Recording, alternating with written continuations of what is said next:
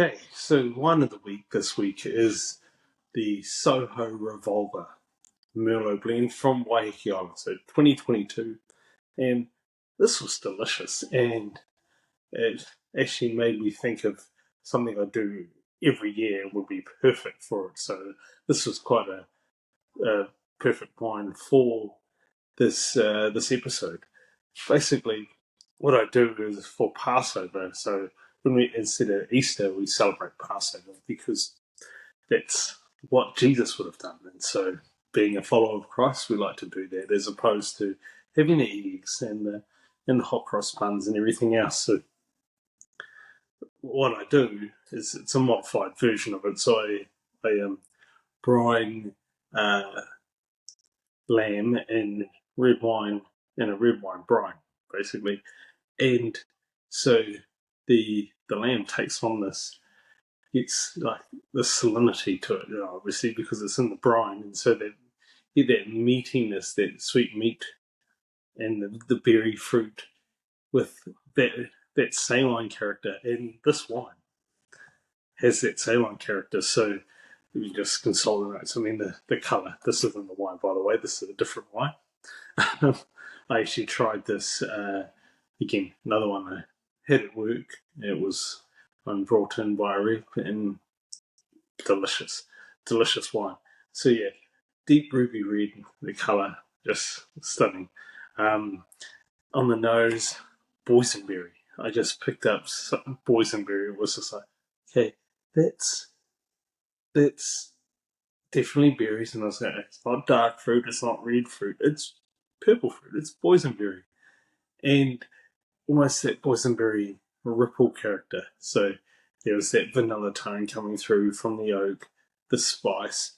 There's a little bit of cumin that I noticed, which was very interesting. It's funny how sometimes flavors just stick out and you just pick it up straight away. Other times you just notice it as spice. You don't know why, nothing's jumping out at you or what have you. It's just what it is. This occasion, boysenberry, vanilla, and cumin jumped out of the glass at me. Sure, there was the cassis and there was a little bit of black fruit tones in there, but boysenberry was the overriding character. On the palate, it had this, the ripe fruit up front, grippy tannin, there's acidity, and then got the salinity coming through with the combination of spice and savoury notes. A little bit of pepper on the finish as well.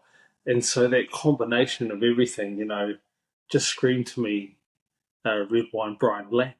It was just, yeah, and that salinity, given that, where the wine is grown, it's on an island, so it's going to have a little bit of salinity to it. It should. And so that salinity almost creates that angularity similar to what you see in gimlet gravels. So they talk about the gimlet gravels, how it has this angularity on the palate. Well, that salinity created almost that angularity on the palate, which was really interesting because I had never really noticed it with Waiheke before, but I noticed that salinity this time in the two reds that I did try from Soho. Well, I tried three, but the two Waiheke reds, noticed that salinity, that saline character that just sort of, oh, okay. Whether it's my palate evolving or whether it's just they happen to stick out at the time. But anyway, yeah, so obviously if you're going to brine lamb and red wine, go for it. Be in a red wine brine. This will be perfect. Cook it over a fire too, because that's the other factor with Passover lamb is that it needs to be cooked over a fire. And so cook it over a fire, and yeah, this wine would be a winner with that. But, braised meats, barbecued meats, meat in general, obviously, but with that lifted salinity and that freshness, obviously, it starts thinking, you think, maybe tuna, maybe some some lighter meats like some chicken and pork. It could work well with it. The salted pork, so things like bacon. Something I actually had recently was so for Matariki, my in-laws like to do a boil up, so head around there for a boil up, and it's very tasty. It's not a boil up I grew up with, but it's very tasty all the same. And though, like I grew up with, bacon bones is the key protein.